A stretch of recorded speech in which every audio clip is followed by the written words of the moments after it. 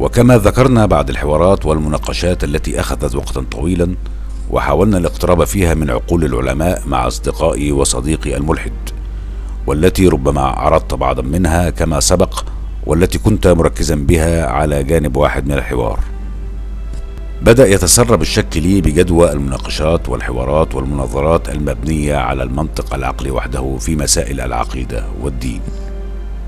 ولربما أسهبت في عرض وقراءة عقول العلماء، لأن المؤمن يتكئ على كتاب له، أما الملحد غالبا ما يتكئ على العقل والعلم، وهذا ما قمت بالتركيز عليه. وهم علماء ذو عقول جبارة ربما، لكن لا قلوب لهم، والتي لها ذاكرة منفصلة حقيقية. ومفهوم العقل وما هو العقل وعلاقة العقل بالقلب في مفهوم العلم من منظوره الجديد والدوائر التي تحكم الإنسان قد تستغرق وقتا في طرحها، ولربما أخصص لها فصول أخرى في شرح هذا الموضوع. أو كما قال الفيلسوف الألماني هيجل في أنه لا يمكن إثبات الدين بالعقل، فإن الله غير قابل للإدراك والتفكير به، وإن المطلق في تعارض مع العقل أكثر من كونه موجودا من أجله. ثم توجهت إلى زيارة مدينة الأقصر بصعيد مصر، وكانت فرصة لأزور مدينة القرن الجديدة لمشاهدة ما تبقى من أعمال المهندس المعماري العالمي حسن فتحي. وكان حسن فتحي لا يتقاضى أجرا، فقد كرس حياته لعمارة الفقراء، وكان يقول إن الأغنياء لهم آلاف المهندسين من يبنون لهم. فهو من الشخصيات القليلة ذات النزعة الإنسانية الخيرية. ويخبرنا في كتابه عمارة الفقراء الذي ألفه بالإنجليزية وليس بالعربية، رغم أنه كان يناقش مشاكل القرية المصرية، وذلك لأنه شعر أن من سوف يهتم بكلامه بلاد العم سام وليس بلده. ولقد تحقق ذلك فعلا، وطبقت أفكاره بقرية دار السلام بنيو مكسيكو بأمريكا، ونال عدة جوائز دولية.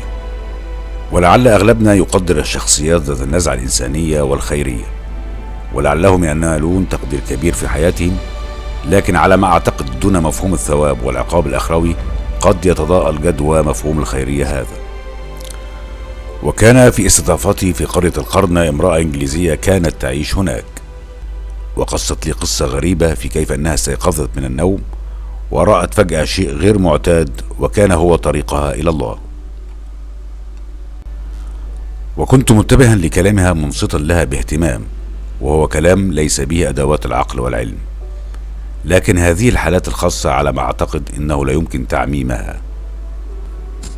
ثم توجهت إلى أحد القرى هناك، وتصادف معي أنه كان برفقته مجموعة من الشباب من جنوب شرق آسيا، وكنا كلنا غرباء عن المكان، وكانوا أتقياء وورعون، وكنا نريد التوجه إلى مكان معين. ولكن كل ما هممت بسؤال أحد المرة عن عنوان المكان المقصود كانوا ينهرونني ويقولون نحن لا نسأل إلا الله. وكلما دخلنا حارة أو طريق وربما يكون مسدودا وهممت بالسؤال ينهرونني ويقولون نحن لا نسأل إلا الله. وتكرر هذا الموضوع أكثر من مرة، ونحن ندور في القرية دون الاهتداء إلى العنوان المطلوب. وعندما مللت من السير دون جدوى أوقفت أحد المرة ولم أستمع لهم هذه المرة، وسألته عن العنوان فأجابني، ووصلنا إلى العنوان المقصود.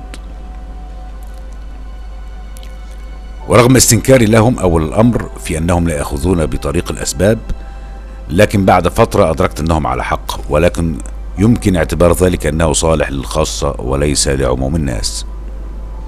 لكن هذا الموقف تحديدا أنار لي الطريق، ووجدت الأجوبة التي كنت أبحث عنها، وجواب لصديقي الملحد والباقون الذي ظللت فترة غير قصيرة في حوارات ومجادلات معهم. وكما وجد حسن فتحي ضالته في صعيد مصر حين وجد أحد البنائين الذين توارثوا طريقة البناء الفرعونية في بناء القبب من الطين دون شدات خشبية لتوفيرها، وجدت أنا ضالتي أيضا.